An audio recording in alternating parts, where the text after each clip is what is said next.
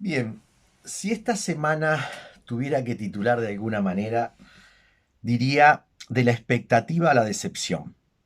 En estos últimos 4 o 5 días, lo que hemos vivido es que la expectativa de que hubiera un giro relativo en la gobernanza respecto a cómo llevar adelante el tema de la pandemia ante la mortandad constante de 50, 60, 70 personas diarias, como vimos la semana pasada, nos encontramos que si efectivamente la política parecería ser que ya no es lo deseable, ¿sí? La búsqueda de la superación hacia una sociedad mejor en muchos aspectos, creíamos que al menos la tesis que reina hoy en la lógica de esta estructura más liberal, neoliberal y conservadora, que es la política como el arte de lo posible, este, se hubiera entendido la pertinencia de que se requieren puentes, se requiere diálogo,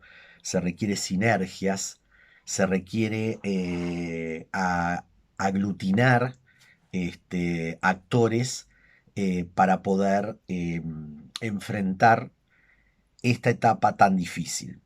Porque si es cierto de que la pandemia va a pasar, y esto todos estamos de acuerdo, los costos que está teniendo en lo humano, que se han transformado en números, como decíamos, generan una dualidad de abordajes. Parece que estuviéramos en mundos paralelos. Pero bien, la indignación que puede provocar esto no nos puede quitar la capacidad analítica de eso que hemos planteado muchas veces, poder percibir cuál es el punto ciego, la caverna de Platón, en qué no estamos viendo o qué es lo que está sucediendo a pesar de que nos rechina las actitudes que está tomando el gobierno uruguayo y particularmente el presidente, y hay que distinguir en determinados niveles también a la propia coalición de gobierno en su manera de plantear algunos temas. Pero queda claro quién ejerce en este país presidencialista, donde el presidencialismo se ha hecho muy fuerte, donde eh, se esperaba que ante los números de resultado de mayo, no se había blindado ni abril, mayo fue trágico, nos encontráramos ante el hecho al menos de flexibilizar y tomar en cuenta que si el año pasado que hubieron menos mortandad, que se manejó relativamente bien y hubo mayor amortiguación al proceso, al menos en las condiciones actuales también existiría lo mismo. Pero eso no se dio.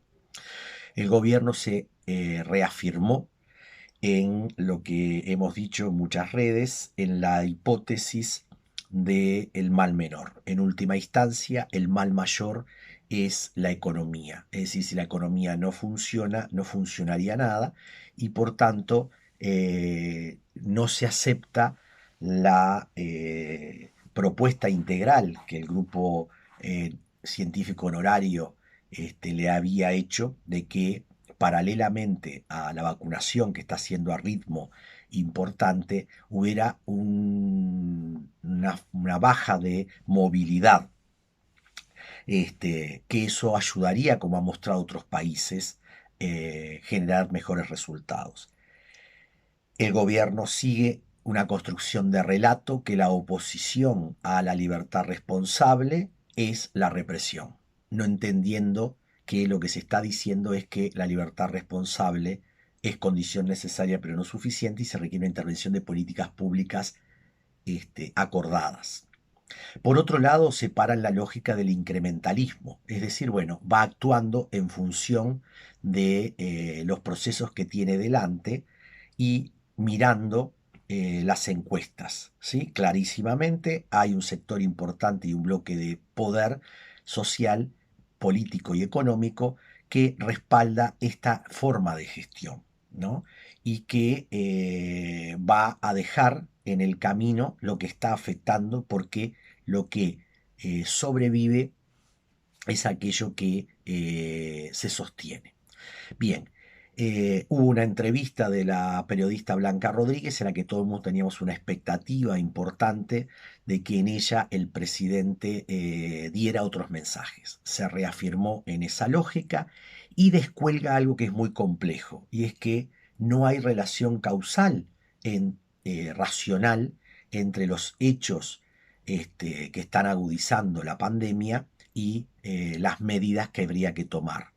Por tanto, deja abierta una cierta irracionalidad, desconociendo y deslegitimando el aporte científico, y como decíamos, se pasa de un año en el que se apeló a la ciencia para tomar decisiones a utilizar la ciencia para justificar el poder, lo cual lleva al Gach a renunciar, profundamente molesto por la manipulación que hace en esa entrevista el presidente.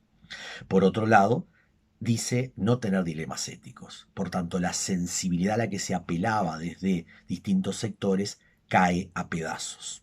En ese mismo momento se estaba dando el diálogo por la vida creando puentes, donde científicos, sindicalistas, iglesias, actores sociales están dialogando y estaban dialogando sobre cómo crear puentes. La decepción es muy grande, a la vez de constatar que algo no se está viendo. ¿Por qué se sigue sosteniendo esta lógica muy típicamente de lo que Maquiavelo describe en El Príncipe? El poder entendido como razón de Estado, no como garantista de derechos humanos, diríamos hoy, ¿no? Es decir, extrapolando, pero claramente está actuando el presidente sobre una lógica que le da acumulación en esa visión liberal conservadora centrada en el efectivismo de un determinado pragmatismo, donde la oposición, el Frente Amplio, no logra percibir cómo unir a ese bloque que es la mitad del país, que siente que las cosas deberían ir por otro lado. Por tanto, lo primero es que es necesario analizar qué está sucediendo, ¿sí? Analizar por qué sigue calando hondo un relato que es depredador, un relato que hipoteca la política.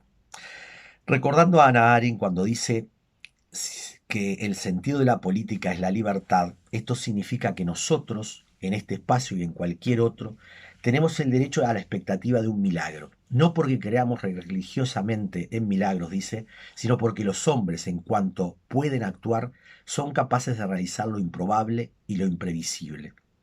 Y lo realizan continuamente, aunque lo sepan o no.